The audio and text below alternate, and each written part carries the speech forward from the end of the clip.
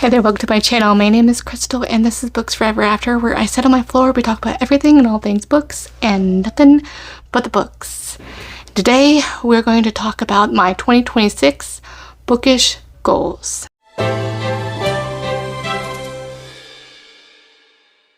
Is that time again? It is BOOKDAZE Day 3, I believe. If my math is correct, I do not know. So we are going to be talking about my 2026 goals. Now, I hate New Year's resolutions. It's a thing.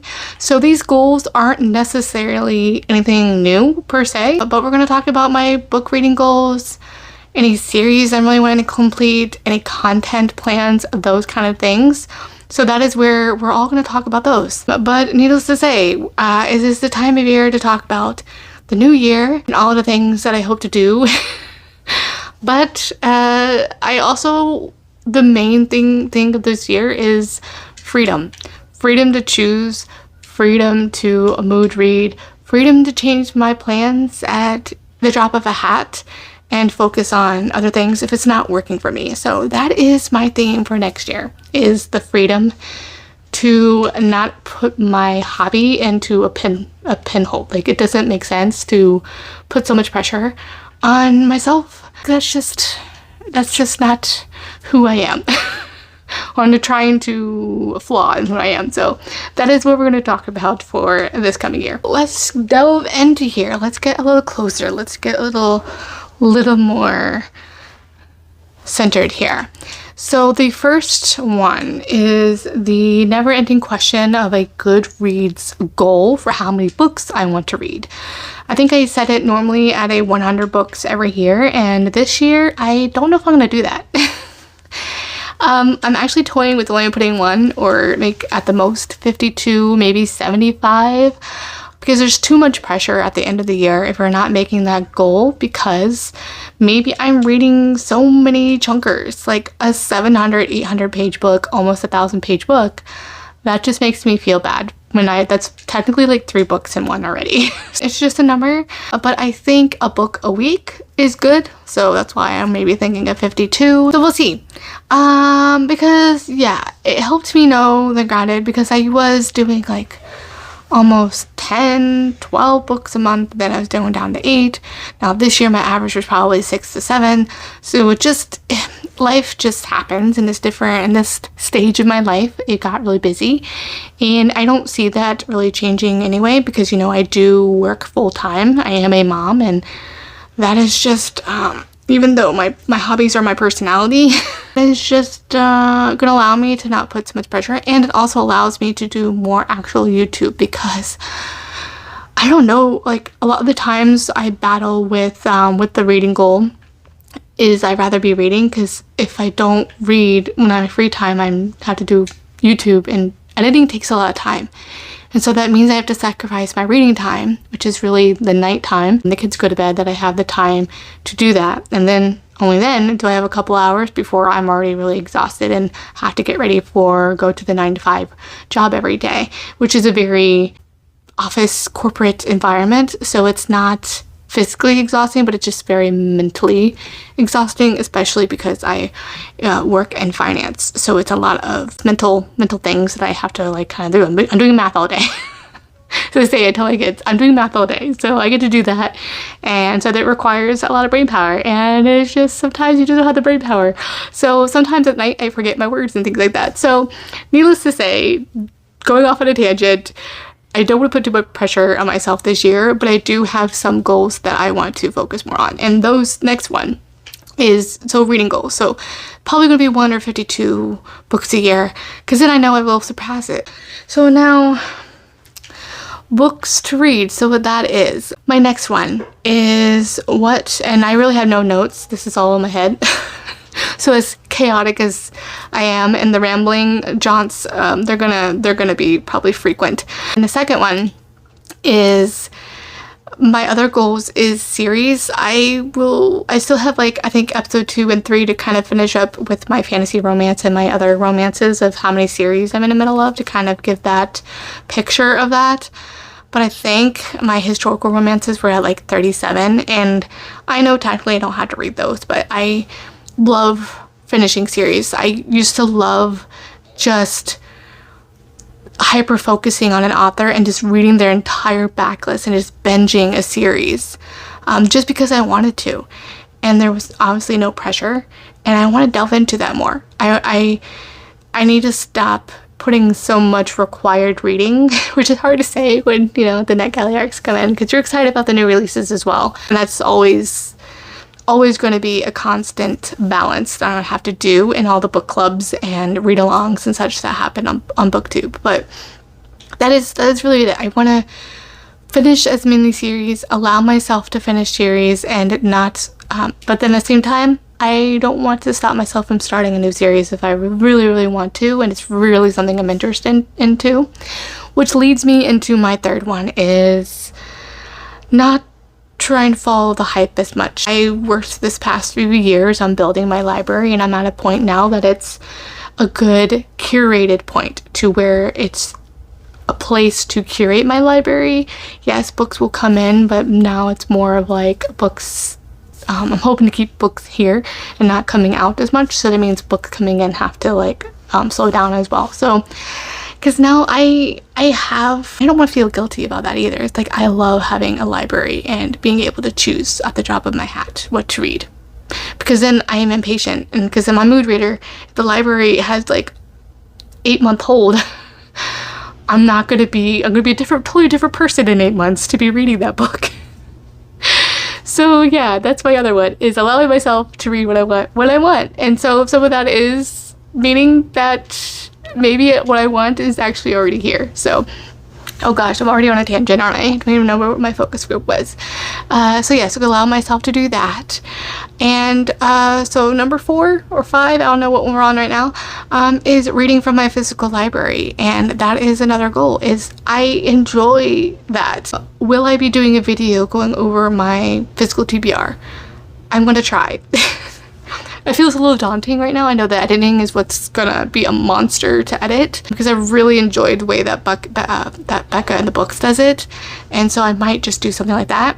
To be very honest, my historical romances is primarily my physical TBR, and even that, probably at least a quarter or more ones I've already read, I just forgot what they were. So they're gonna be like new rereads to me, because I've been so long, almost 20 years of having read them. So it's going to be like a physical TBR, but I did read them before, but there was no Goodreads back when I was reading them, so it's that whole same old thing there.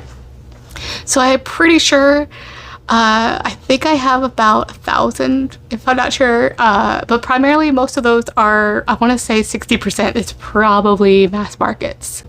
That's just crazy to me. And then probably the second one is actually young adult in my fantasy romances. So that is really a lot of my bulk of my physical TBR, and I love young adult, so it's interesting to kind of go on that as well. So that is it. So series, reading reading what I want, focusing on my physical TBR as well.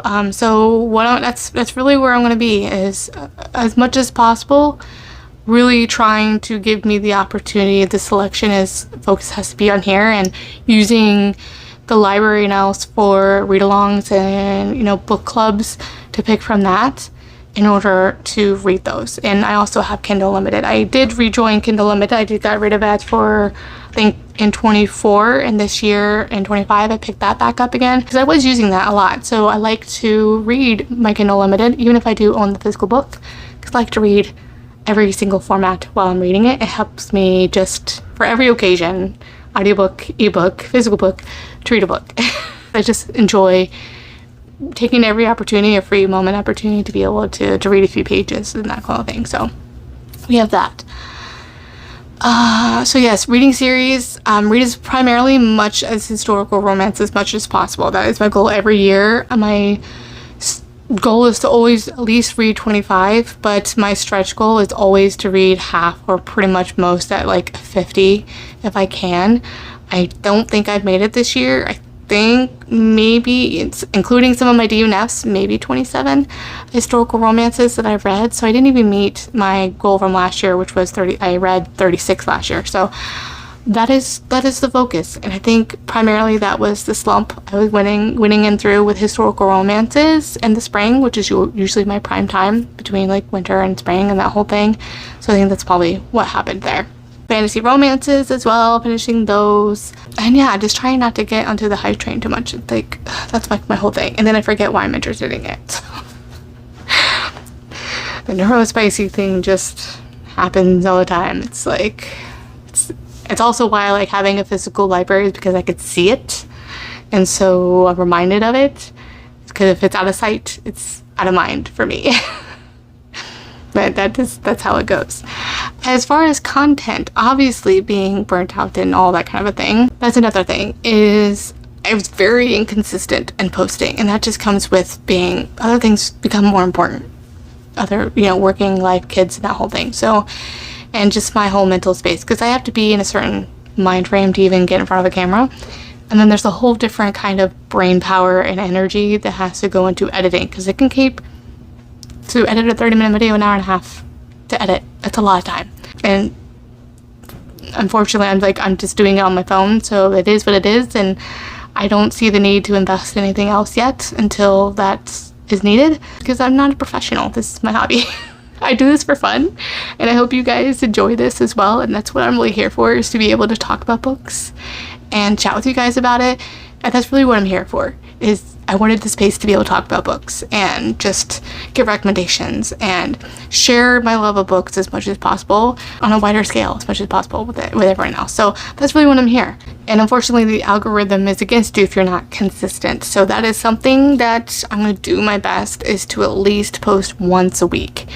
That is my thing. Whether that is going to be a Friday or a Sunday is probably the best. I think Sunday gives me a little more time, because I have more free time on like Saturday mornings. Saturday mornings or Sunday mornings to like finish editing and things like that. As my kids are, watching cartoons and that kind of a thing. So that's where I'm thinking, is at least Sundays, one day. And if I get additional days in between, like Wednesdays, Fridays, Tuesdays, I don't know, it's kind of weird. It's hard to make a certain day a day. My ideal, I would love to be able to do 3 videos a week and such, or at most maybe, at minimum 2.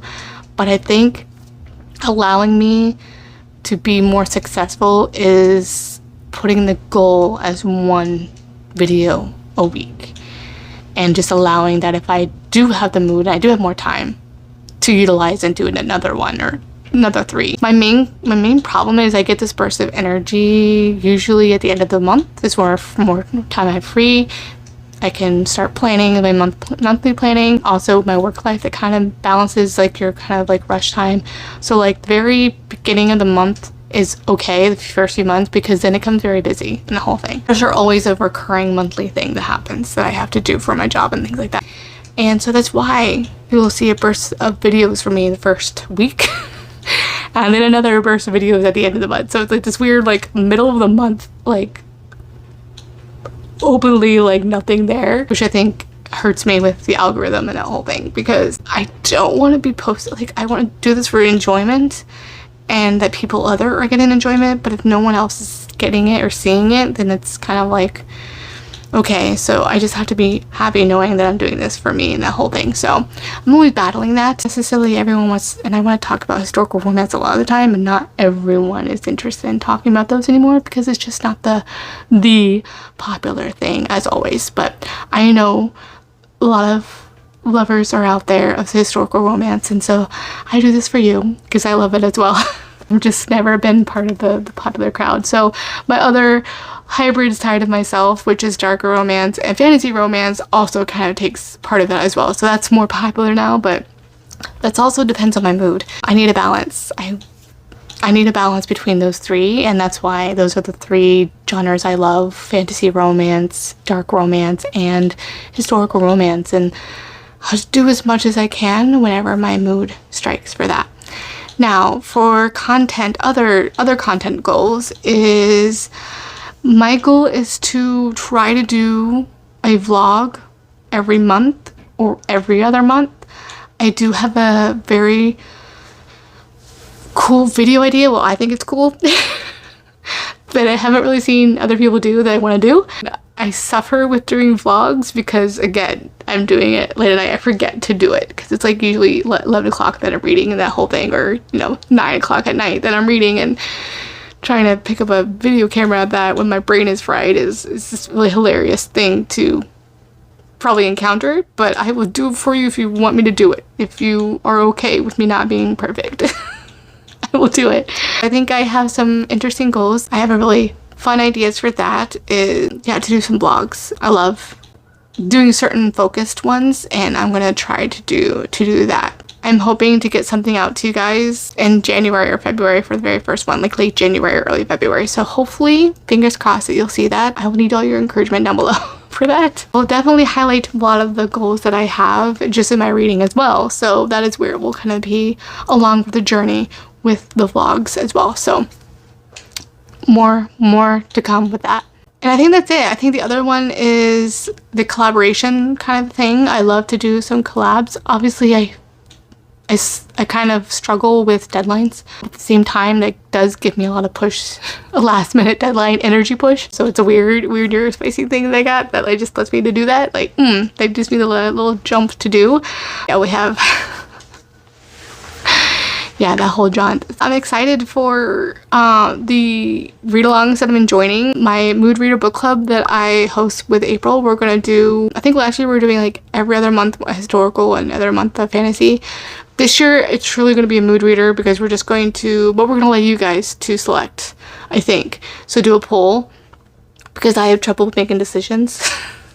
And so that way others feel more also part of the club as well. So you guys can make a decision as well, or help us decide.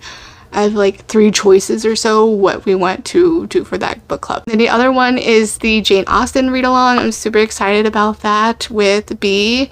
I just love Jane Austen, getting able to read those. So excited about that. I will put that announcement video down below that I made for that. So it's really exciting for that. And I will try to join as many book clubs like on the sidelines with Tara and B's book club, the Tea and Biscuits book club, their historical romance book club, the historical Hellions book club as much as possible. But yeah, I'm really bad at making TBRs and feeling like I have to be obligated for it. So I'm hoping to allow myself to be able to join at the drop of a hat if a book that they're doing really intrigues me and trying to fit it in. So it's very interesting with the timing with that, but that's the other one. The other read along is the fantasy one that Becca and the Books is doing with the John Gwynne series, which is this one. So I'm like trying to delve into another genre that's the fantasies that I've been wanting to delve into but just haven't for whatever reason. It's a different genre. I always love a fantasy. And I've always loved a fantasy with more of a romance tilt or a subplot of romance. So this is going to be a little bit outside of my comfort zone. So interested in trying to try at least one of those this coming year. That is, I think, I don't know what else I'm missing for goals. If you can think of anything else, let me know down in the comments. I'm going to be doing a Q&A video as well. So if you have any questions for me that I didn't answer here, just go ahead and put one down below there and I will add that to the video because I will be adding that here in a couple of days as well. So I'll be filming that in a day or two. Look forward to that one. So if you want to ask me any other questions, feel free to do that here as well. I also have a post on my community board as well if you wanted to add your question to that post as well. All right, well, I think that is everything that I talked about. I would do my best to put chapters down below or some sort of subtitles for you throughout this video if I did or did not. Thank you, Editing Crystal. I don't know if you did that or not, but yeah, that's what we'll have for that. And let me know, what is your goals for 2026? Do you have the same ones? Is it different? Are you feeling a certain way for 2026 as well? Has something shifted for your goals as well? So I would love to know. All right, well, thank you guys for watching. I will have all my links down in the description box below. And don't forget to like and subscribe and hit that notification bell so you can get notified every time I post. And if you didn't want to comment anything down below, but you want to let me know that you made it all the way through the video, go ahead and comment a butterfly emoji because, you know, we're being new butterflies for this year. Alright, well, thank you guys for watching, and I will catch you in the next one. Bye.